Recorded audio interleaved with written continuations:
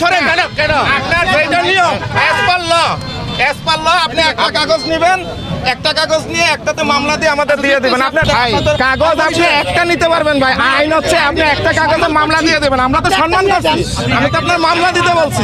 আচ্ছা ঠিক আছে, ঘটনা আছে যেহেতু ওই আসছেন প্রত্যেকটা রেকার বিল করেন, রেকার বিল কাগজ দেন, আমি আপনাকে দেখাই দিই। ভাই রেকার বিল এরকম যদি অভিযোগ থাকে আপনারা প্রয়োজনীয় ব্যবস্থা গ্রহণ করেন, এই বিষয়ে কোনো আপত্তি নেই। আমরা তো প্রয়োজনীয় ব্যবস্থা গ্রহণ করতে পারি না। তাহলে যদি সেরকম সুনির্দিষ্ট প্রমাণ থাকে, প্রমাণের ভিত্তিতে আসেন, আমার সিনিয়রদের কাছে ইয়ে করেন।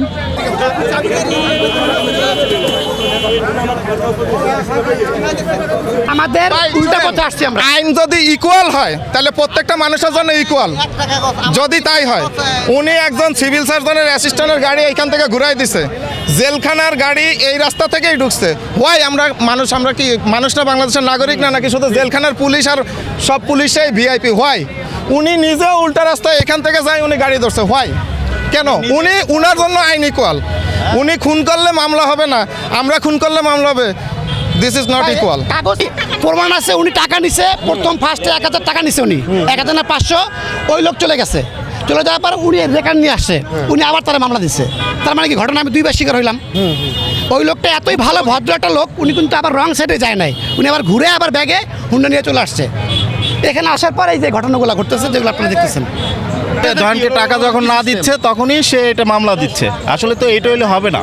তাদের শীলে আমরা তো আসলে আইনের দিকে একটা শ্রদ্ধাশীল। হ্যাঁ, যদি একজনের জন্য ছেড়ে দিবে টাকা পেয়ে আরেকজনকে ধরে রাখবে, এটা তো আসলে সিস্টেম না। হ্যাঁ, তো এইটা যাই আমাদের কর্তৃপক্ষের দিকে এটাই আবেদন, ঠিক আছে? এটা যাতে একটা সুস্থ সমাধান হয় সেটা আমরা চাই। আমার গাড়ি এই জায়গায় আসছিল, এই জায়গার থেকে মনে করেন রাস্তার সাইডে এক কাগজপাতি লয়ে যায় কয় বক্সে আসো, বক্সে থেকে যায় লাস্টে 1000 টাকা দিয়ে কাগজ লয়ে হন লাগে। ভাই আমি এখান থেকে আমার এই প্রতিষ্ঠান থেকে আমি এখানে আসতেছি, তখন আমাকে তারা সিগন্যাল দিয়েছে, আমি দাঁড়াইছি। তারা পেপার চাইছে, আমি গাড়ির পেপার দিয়েছি, সব কিছু দিচ্ছি, পরবর্তী আমার পরিচয় দিচ্ছি। কিন্তু দাঁড়ানোর পরে তাদের রেকর্ডটা এসে ইচ্ছাকৃতভাবে আমার গাড়িটা পিছন লাগিয়ে দিচ্ছে, সেটা আপনারা সচক্ষে করে দেখেন। আর এখান থেকে তারা প্রচুর পরিমাণে চাঁদাবাজি করতেছে, এখান থেকে প্রচুর পরিমাণে চাঁদাবাজি করতেছে। তাকে পরিচয় দেওয়ার পরে তারা আমাদের করতেছে না। আর আইন যদি হয়, সেই আইন তো সকলের জন্য সমান হওয়ার কথা। ট্রাক টার্মিনাল আছে, আমরা এখানে গাড়ি পার্কিং করি, আমরা সবাই ড্রাইভাররা। তো ভোর 6টার পরের থেকে সার্জেন্টরা আইসা মামলার ভয় দেখায়, 5000 টাকার মামলা দিবে এরকম ভয় দেখায়। তো আমাদের ড্রাইভাররা 500 1000 যে যাবে, ভয়ের কারণে 500 1000 দিয়ে মনে করে দিয়ে প্রতিনিয়ত এরকম করে সার্জেন্টরা আইসা ভয় দেখে চাঁদাবাজি করে 500 1000 1500 2000 টাকা করে ভয় দেখে নিয়ে যায়, লক্ষ টাকা কামিয়ে নিয়ে যেতেছে এখান থেকে।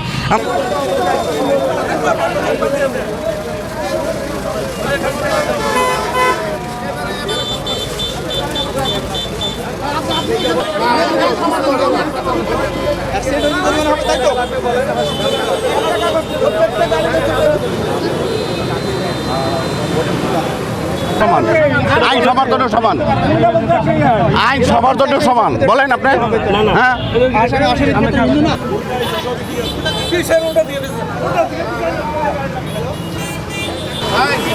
কিন্তু গোপন তথ্য